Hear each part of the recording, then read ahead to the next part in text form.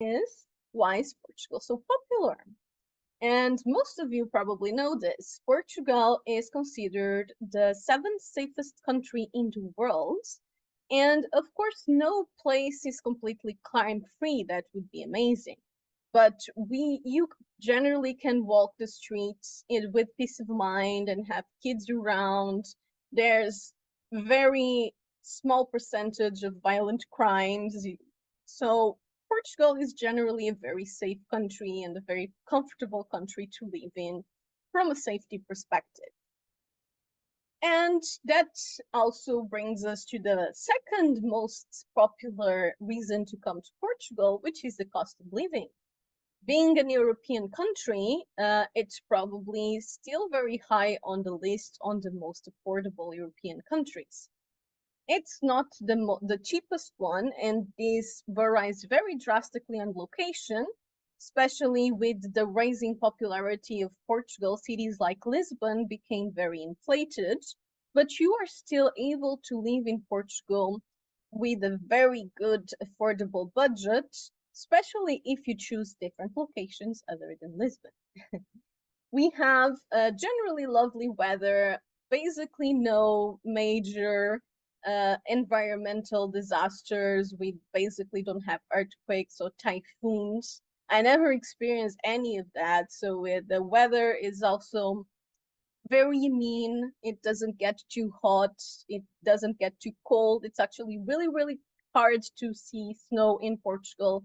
The first time I saw snow in Portugal was last year when I went on purpose to Serra da Estrela to see snow in Portugal. So that's one of the things. But it does happen mostly in the interior. So Portugal, of course, also became very popular because it's fairly easy to obtain visas. And these visas give you access to the whole Schengen area because in the Schengen area, you have free circulation of citizens that allows people to travel very easily without passports within these nations, which of course is a huge advantage. And for last, Portugal is a fairly tech-friendly and developed country. So you do have more and more tech companies developing here and access to most of the new technology. You also have very good internet speeds and fiber in most of the country. I would say the only places where it may be hard to find fiber tend to be mostly on the interior of the country. So on the medium cities and major cities, you generally have very, very good internet. So the first thing that I think it's very important to think about when you are thinking of moving to another country, be that Portugal or any other, is the why.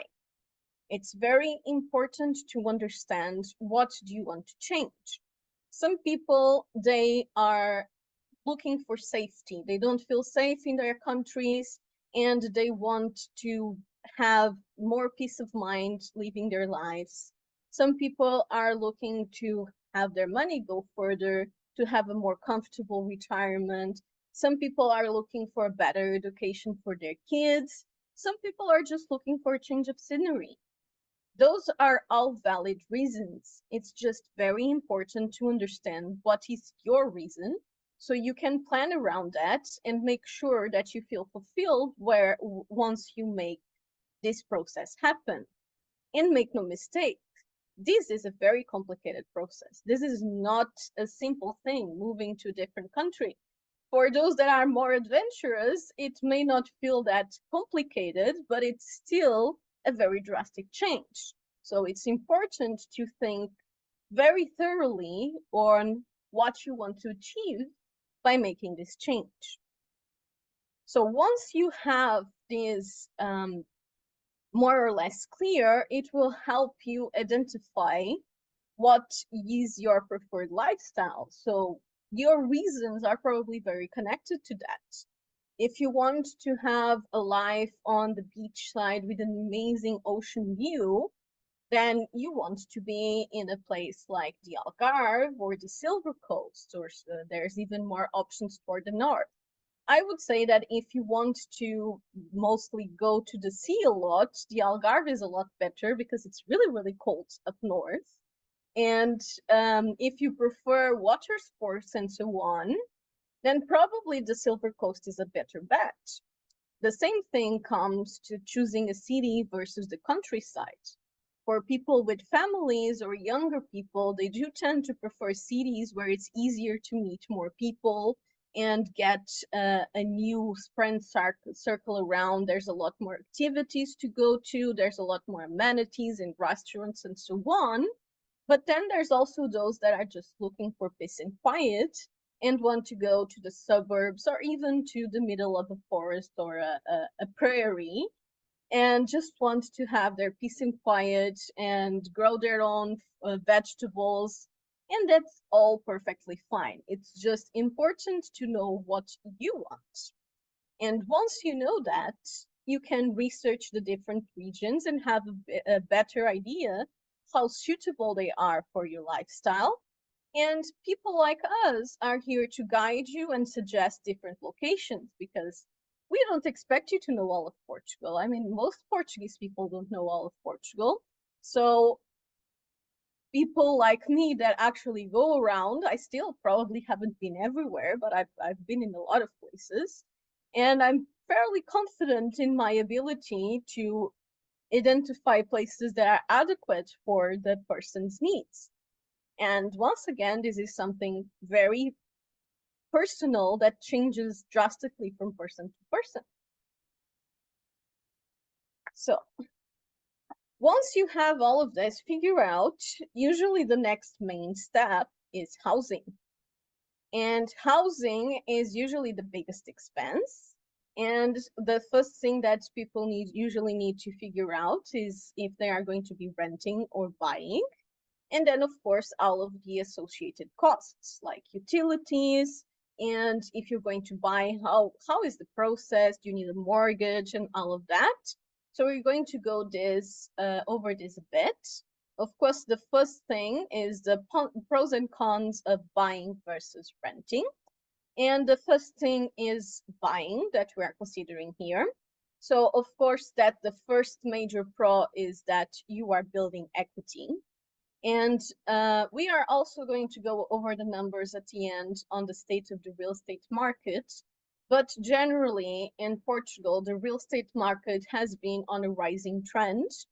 And even when things stabilize a bit, if you consider a 10-year window, let's say you buy a property for 250K, it's extremely likely that 10 years later, you will sell it at a minimum of 300K. So this builds you equity, and if you have the available capital, it probably gives you more return than just having it stopped in the bank. But once again, the available capital depends drastically on each individual's situation. Then once again, this is related to the stability and predictability. Nothing is 100% guaranteed, but in general, real estate investment can be a fairly safe way of keeping your money building. Buying also allows you for a lot more customization and control. So if you buy a house, you can put whatever you want in there. And if you build a house, you can build it however you want. While, of course, if you rent, it's not your house, so you cannot make any alterations without the consent of the owner. So on the cons, the biggest one is, of course, the initial high cost. So it depends drastically on your capital availability. You will have a responsibility of maintenance and it will have a cost. Here in Portugal, you have two main long-term costs that are the IMI, so that's the municipal tax on property ownership. That is not actually that bad. It usually goes between 0.25% and 0.38%. So it's not even 1%. And once again, there is always market risks. Although it is a fairly stable thing, it's never completely guaranteed. You have limited flexibility, while if you rent, it's a lot easier to just terminate your rent and go somewhere else. If you buy, even if you want to sell, in general, the Portuguese market is not very fast. So you usually have to consider 3 to 8 months for the selling process, and that, of course, gives you less flexibility. So those are the pros and cons of buying. And when we are talking about renting, once again, the main pro is flexibility. It gives a lot more room to go somewhere else and to make a quick change than buying. It has lower initial costs. So usually in Portugal, when we are talking about renting, the official standard is 3 months rent, but the more common practice is to consider 5 to 6. Personally, we really don't like when people ask for 6 and more, but the market is very much supply and demand, and there seem to be a lot of people willing to give this 6 months advance. So it is a market practice, unfortunately. So there is less maintenance responsibility. Most of the maintenance responsibility falls on the owner. You don't have the risk of the property changing values, and this can go both ways. And once again, it's much easier to relocate. When it comes to the cons, it is a fairly high monthly expense. You have limit control. You don't have equity built up. Your rent can change depending on your contract and on your landlord. And usually it doesn't change for less. And of course, the more demand the city has, the more likely it is that your rent will be going up. And you won't have any return on investment. So you won't be getting money back from renting a property. So these are basically the pros and cons you have to consider when buying a property. And the next thing, the next major expense is utilities. Utilities can vary quite a bit depending on the costs and on the energy rating of the property. The highest energy rating is A plus, and the lowest one is F. And the higher it is, the better it is, and the lower you will be paying on things like electricity. The same thing applies to electronics, so and and appliances. So the better appliances you have, the more likely it is that you will be paying a low amount on electricity. So the electricity bill, and we are here considering probably a two-person household, it can go from 50 to 150 euros. The water can go from 25 to 50 euros. Then when it comes to the phone contract, it can be anywhere between 30 and 90 euros, depending on the kind of contracts and extras you have. The gas is not mandatory. You have properties where it is scanned, where you have properties where it's all electric, so you may or may not have gas. And this one goes between 10 and 30 euros monthly. And then another very common housing expense is housekeeping. This is once again optional, but in Portugal, it can be anywhere between 6 to 25 euros an hour. I'd say in places like Porto, it's probably on the 10 to 15 euros. In Lisbon, it will be around more 20. And then in smaller locations and more interior locations, it will be on the lower end, like 6, 7.5, 8, and so on. So those are all things to consider when you are budgeting for your coming to Portugal. And now we are, of course, going to over a bit more of housing expenses. There aren't a lot of them for renters. If you want to have rent insurance, it can be 3 to 5% of rent. We have insurance partners that practice these values. And most of the other expenses tend to be included on the contracts, including the utilities may or may not be included. If they are, it is mentioned on the contract. It's most common that they are not. However, things like condominium fees are officially the responsibility of the owner. and however, they can be added to the lease contract and passed on for the renter, although that is not the most common practice. So for buyers, you do have a lot more costs to consider. The first one is the transaction costs, the EMT, and the EMT is a fairly heavy fee, and you also have then the stamp tax. The EMT can go up to 5%. It varies between 2% and 5% depending on the value of the property you are buying. The stamp tax is a flat rate of 0.8%. And then you can also have insurances. Content and life insurance can go anywhere between 40 and 300 euros, depending on your age, property, and so on. Condominium fees can range for 30 to 200 euros. I would say that the common value is like between 50 and 70. The highest ones tend to be when you have like fancy gardens, gyms, pools, and so on, then they do tend to be on the higher end. And places like closed condominiums, resort like closed condominiums, they are fairly common in, for example, the Algarve. They sometimes have some crazy condominium fees.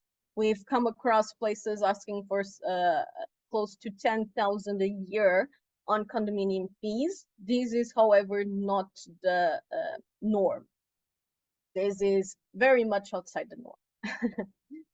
If you are looking to buy and you are looking to get a mortgage, there are a few important things that you need to know.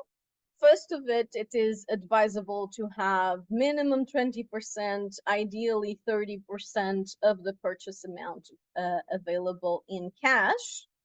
The mortgage installment needs to be under 30% of your household income, and the household income is calculated by the income of all the workers or active earners in your household. So if it's a couple and both of them are active earners and both of them will be on the loan, then it's the income of both of them. If you just want the loan to be in one person's name, then it will be just of that one person. There is also important to note that Portuguese banks typically don't extend loans beyond the age of 75. There is a few exceptions that go up to 80, but they tend to be on special conditions. And there is no such thing as credit cards, credit scores in Portugal. Here in Portugal, if you want to get a mortgage, the evaluation of the property is always dependent on the bank. So the bank will get a person to evaluate the property, and the amount of the loan will be calculated based on that evaluation. So although you can get an estimate of a realistic value depending on of your incomes, the value of the property makes a lot of impact and can also give you more or less money. For example, let's imagine that you are going to buy a house for 200,000 and the property gets evaluated on 250,000. In that case, the bank will give you up to 80% of 250,000.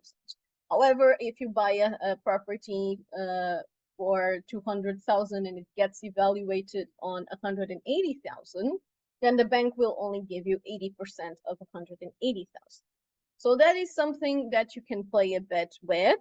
But generally, in our experience, in most of the properties we transactioned with mortgages, they tend to be very close to the value. We had the minimum we had was like minus 10K on a property that was 340,000, something like that.